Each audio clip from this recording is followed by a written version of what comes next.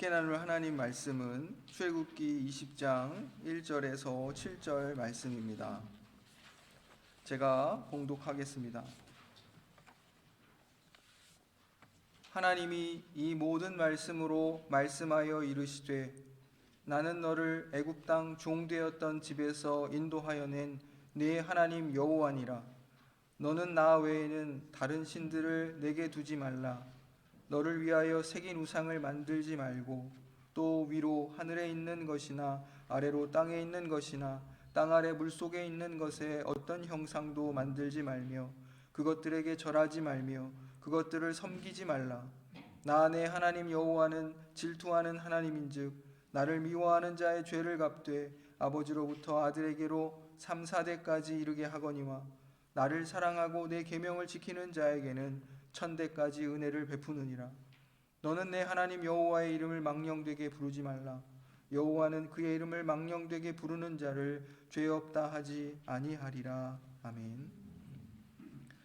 우리가 계속해서 십계명을 살펴보고 있는데요. 이제 오늘 본격적으로 제 1계명을 이제 시작합니다. 십계명은 이제 그 구조와 이런 그 계명 간의 어떤 관계들 이런 것들을 좀 살펴보는 것이 매우 중요합니다. 그래서 1에서 4계명은 이제 하나님과 하나님 사랑, 그죠? 쉽게 하나님 사랑. 5계명에서 또 10계명까지는 이웃 사랑. 하나님과 우리 사이의 관계에서 우리가 어떤 본분과 의무를 갖고 있는가, 또 이웃과의 관계에서 우리가 어떤 의무와 또 본분을 가지고 있느냐, 이러한 것들을 살펴보는 것입니다. 특별히 제1계명을 통해서 이제 4계명까지를 하나의 어떤 덩어리로 이렇게 우리가 이해하면서 각 계명이 어떤 내용들을 담고 있고 또 각 계명 간의 비교를 통해서 어떤 강조점들이 그 계명들 속에 이렇게 놓여 있는지 이것을 우리가 좀 살펴보기를 원합니다. 여호와 하나님, 즉 스스로 계시는 분이죠. 여호와의 이름 자체가 스스로 존재하시는 분. 그 하나님께서 지금 말씀하십니다. 하나님은 자신을 또 이스라엘 백성이 애굽 땅 종되었던 상태에 있었을 때 그들을 구원해 내신 그들의 하나님이라 이렇게 말씀하십니다. 그래서 이스라엘 백성과 하나님이 언약 관계에 있음을 이렇게 전제하고 계십니다. 그래서 하나님과 이스라엘 사이에 이 언약 관계를 확인하심으로써 그 백성에게 이제 언약의 의무, 무엇을 어떻게 사는 것이 하나님과의 언약 관계 안에서 살아가는 것인가, 이런 내용들을 알려주신다 이것입니다. 말씀드린 것처럼 이제 제1계명은 나 외에는 다른 신들을 내게 두지 말라 이렇게 말씀하심으로써 우리가 사랑해야 할 대상이 누구이신가, 하나님이 도대체 어떤 분이신가, 우리의 사랑의 대상인 하나님이 어떤 분이신가, 이것을 말하고 있습니다. 그리고 두 번째, 너를 위하여 새긴 우상을 만들지 말라는 이 하나님을 어떻게 사랑해야 하는가를 알려주십니다. 사랑의 방식을 알려주시는 것이죠. 세 번째 계명, 너는 내 하나님 여호와의 이름을 망령되이 일컫지 말라. 이것은 사랑하는 자의 자세가 어떠해야 하는지를 알려주시는 것입니다. 그리고 마지막 이제 이 4계명, 네 번째 계명은 안식일을 준수하라는 계명을 통해서 사랑의 어떤 표상, 그 사랑이 어떤 식으로 드러나야 하는가, 모범으로서 하나님의 나를 중심으로 살아가는 삶 전체가 하나님 중심으로 개편되는 그런 것을 가르치고 계십니다.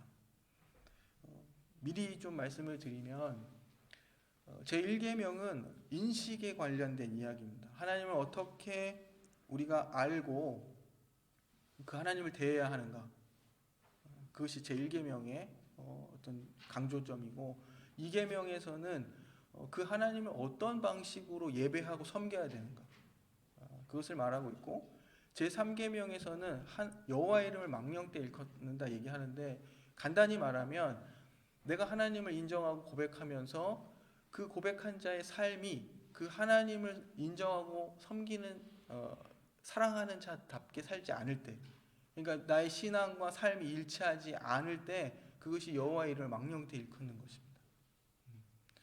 그래서 이 내용들을 이제 앞으로 한 주 한 주 살펴볼 것인데요. 오늘은 그 중에서 우리가 하나님을 어떻게 인식하고 그분을 바르게 알아야 하는지, 어떻게 알아야 하는지를 이야기하려고 합니다. 첫째 계명은 우리에게 이런 지금 메시지를 주고 있는 겁니다. 너는 마땅히 내가 가르친 거룩한 참된 하나님에 대한 지식을 가지고 그 하나님을 믿고 살아라, 이렇게 말씀하시는 겁니다. 하나님에 대해서 바르게 알고 그 하나님을 의지하고 살아라, 이렇게 말씀하시는 것입니다. 하나님이 어떤 분이신지를 바르게 알고 인정하는 것으로 참된 신앙이 시작되는 겁니다. 모세가 십계명을 받기 위해 이제 시내산에 올라갔는데요. 한참이 지나도 내려오지 않자 이스라엘 백성들은 모세의 형 아론에게 요구해서 금송아지 신상을 만들도록 합니다. 그래서 금송아지 신상을 만들어서 이제 거기에 절하는 것이죠. 이 금송아지로 형상화된 이 신상은 이 이스라엘 백성들이 애굽에 있을 때 아주 익숙했던 신상의 모형입니다. 소를 섬겼던 아피스 신상이라고 하는데요. 애굽의 삶 속에서 아주 익숙했던 그러한 신상을 이제 광야에서 만들어서 뭐라고 얘기하냐면 이 금송아지 이 신상이 자기들을 애굽에서 인도해 냈고 앞으로 인도하여 낼 그러한 하나님이다, 이렇게 생각하는 겁니다.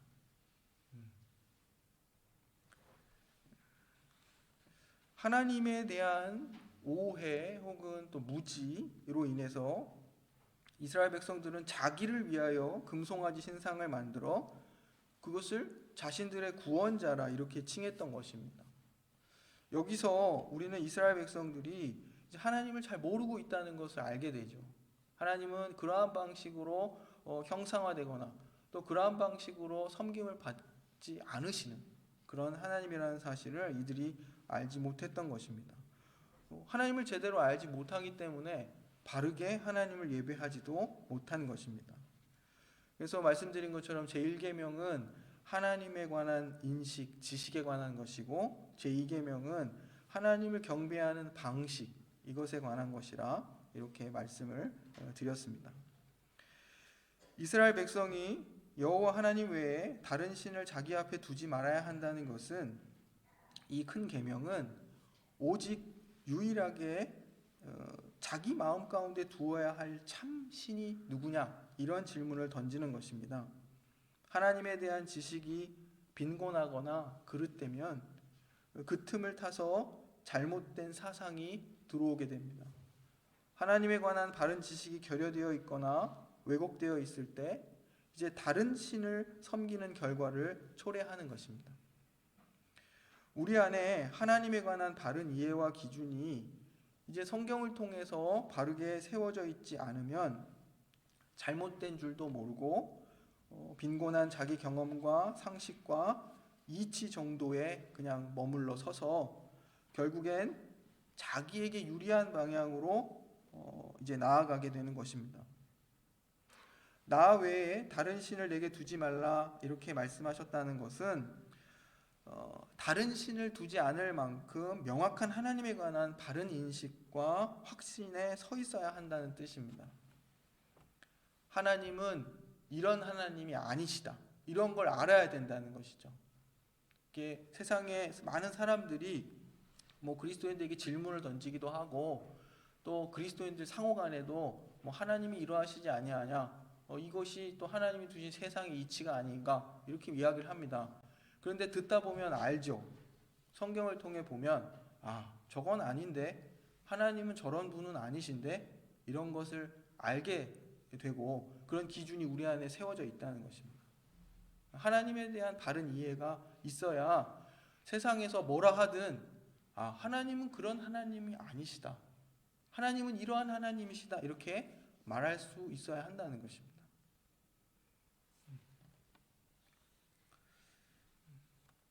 고대 근동의 모든 신들은 다 형상을 가지고 있었습니다. 그래서 거기에 절하는 것이죠, 기본적으로. 근데 그것과는 아주 대조적으로 하나님은 이 땅의 피조물의 어떤 것으로도 하나님을 형상화하지 말도록 금지하십니다.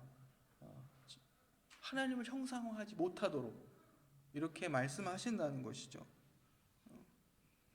모든 우상은 인간이 자기 욕망을 투영한 것에 불과합니다. 그리고 자기를 위해 언제나 동원하려고 하는 그런 어떤 존재로 여겨졌지만, 하나님은 인간에게 자신을 스스로 존재하는 분으로서 계시하시고, 인간으로 하여금 그들의 이상과 욕망을 내려놓고 하나님의 거룩한 뜻을 따르도록 하십니다. 이 우상과 하나님이 다른 것이에요. 우상은 인간이 자기 욕망을 거기에 투영하고 자기를 위하여 그것을 동원하기를 원하는 존재이지만, 하나님은 그러한 분이 아니시라 이겁니다. 하나님은 스스로 계시는 분이며 영광스러우신 분이며 스스로 충족하신 분이며 그 어떤 것으로도 자신을 형상화하는 것을 금지하시는 그런 분이시며, 그분은 그분의 자유로운 뜻대로 행하시며 그분의 선한 뜻대로 이 세상 만물을 다스리시는 그러한 분이시다, 이렇게 말하는 것입니다. 그래서 그 하나님을 예배하는 자들은 그분의 거룩하신 뜻에 순종하여 살아야 한다는 것입니다. 이렇듯 하나님이 누구신가에 대해서, 우리가 사랑해야 할 하나님이 어떠한 존재이신가에 대해서 제1계명이 그것을 설명하고 있는 것입니다. 그러므로 참된 경건은 겸손한 태도로 말씀을 통해 하나님께서 자신을 계시하신 그대로 하나님을 알아가고 그분을 예배하는 것, 그것이 하나님을 경외하는 태도입니다. 아브라함이 갈대와 우르를 떠났습니다.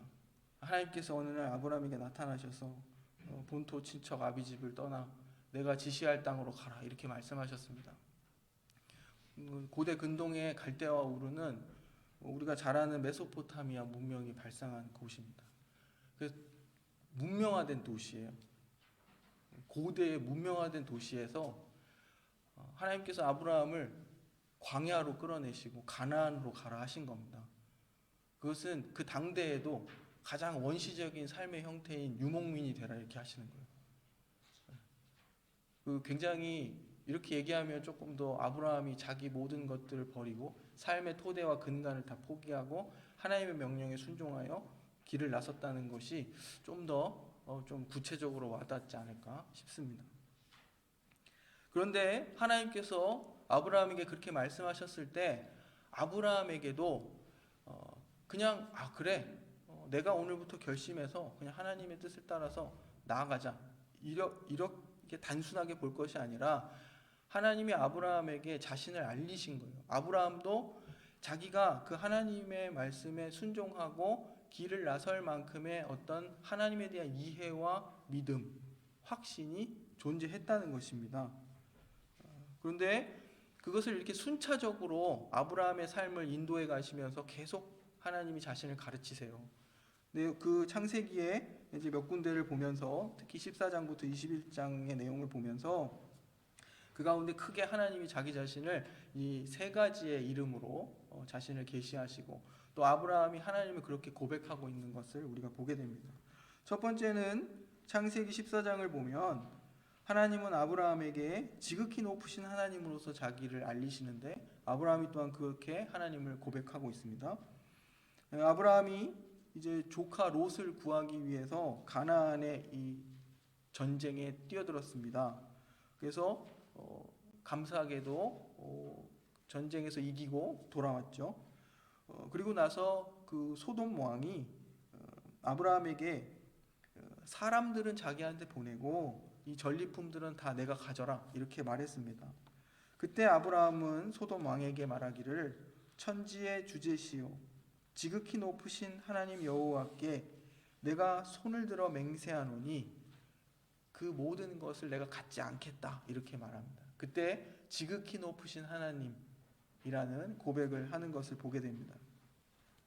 아브라함은 전쟁의 전리품을 절대 취하지 않았습니다.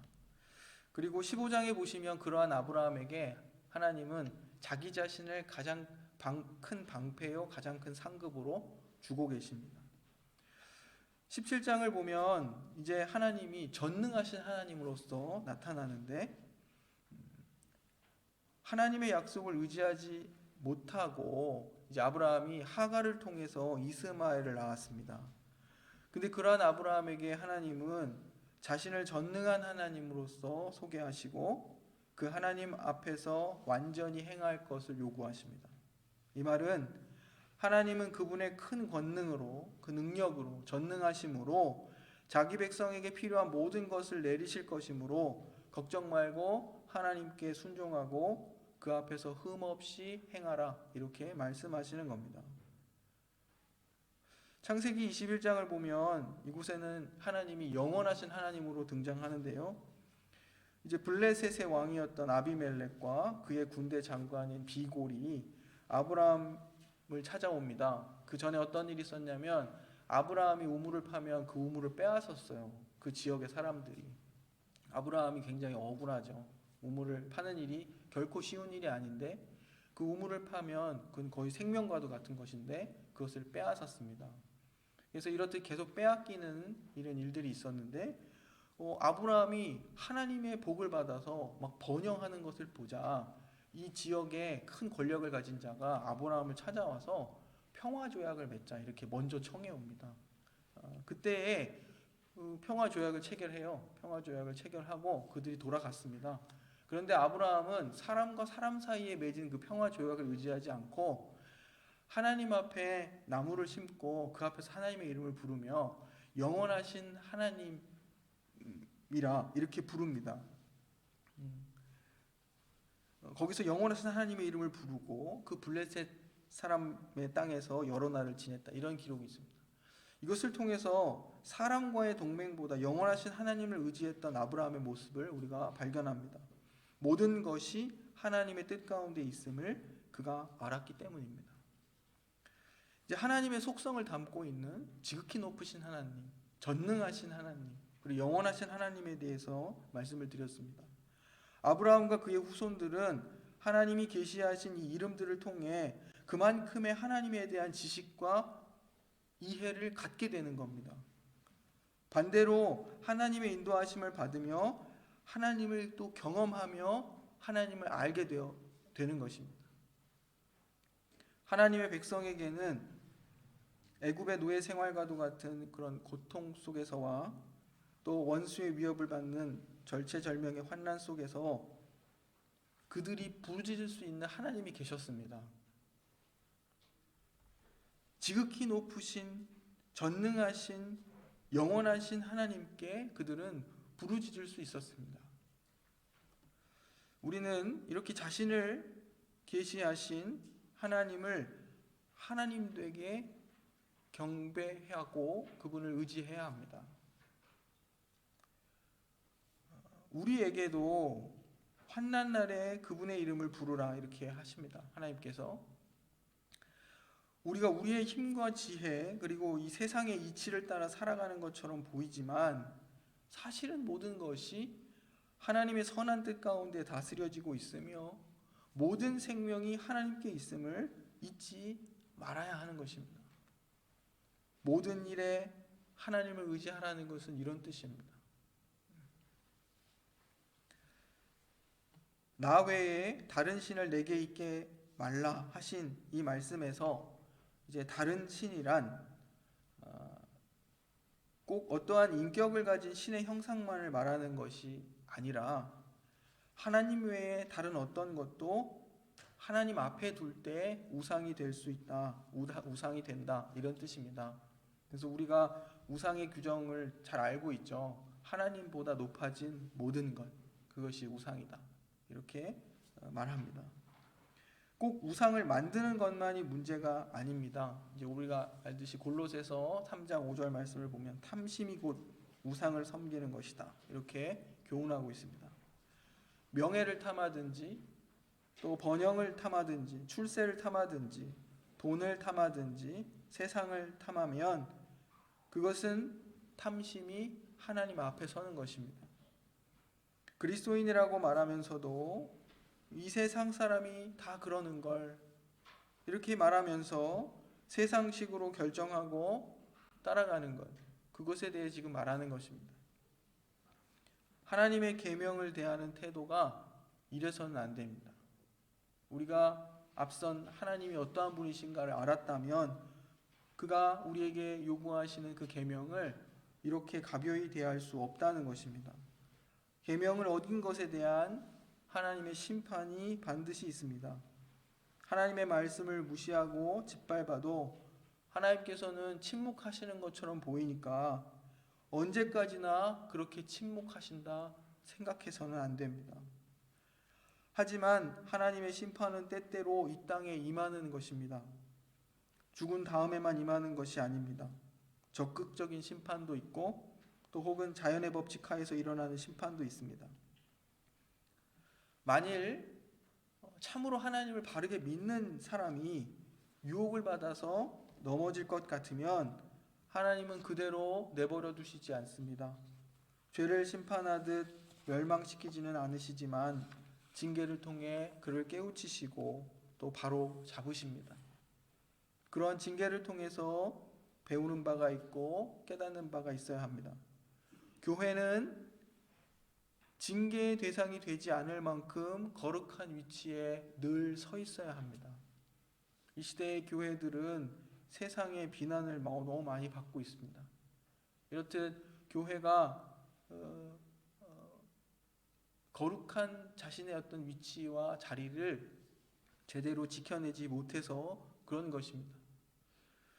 그렇지 못하면 세상 속에서 교회의 자태를 드러내지 못하고 또 빛과 소금의 역할도 하지 못할 뿐더러 또 세상과 싸울 능력을 갖지 못하는 것입니다.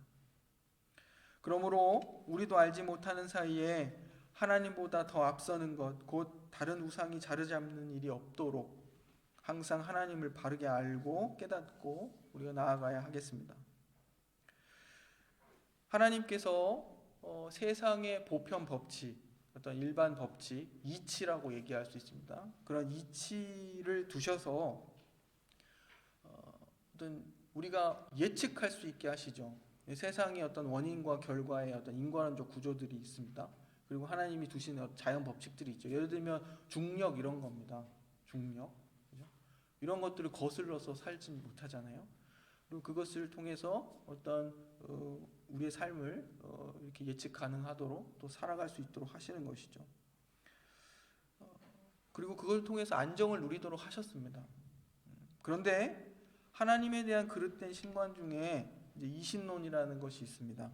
이것은 간단히 말하면 하나님께서 세상을 창조하신 후에는 이제 더 이상 관여치 않으시고 하나님이 만들어 놓으신 이 어떤 이치가 작동하는 이러한 어떤 시스템, 이런 안에서 보편적인 그 이치 질서를 따라서 그냥 이 세상이 흘러가도록 다스리신다, 이렇게 말하는 것이죠. 그런데 우리가 읽었던 봉헌 말씀만 봐도 공중에 나는 새들, 들의 백합화 하나님께서 먹이고 입히신다, 이렇게 말합니다. 우리의 삶도 하나님의 어떤 손길과 그런 하나님의 인도하심 속에 있음을 우리가 기억해야 됩니다. 어느 것 하나 하나님의 뜻이 아닌 것이 없고 하나님의 인도하심이 아닌 것이 없습니다.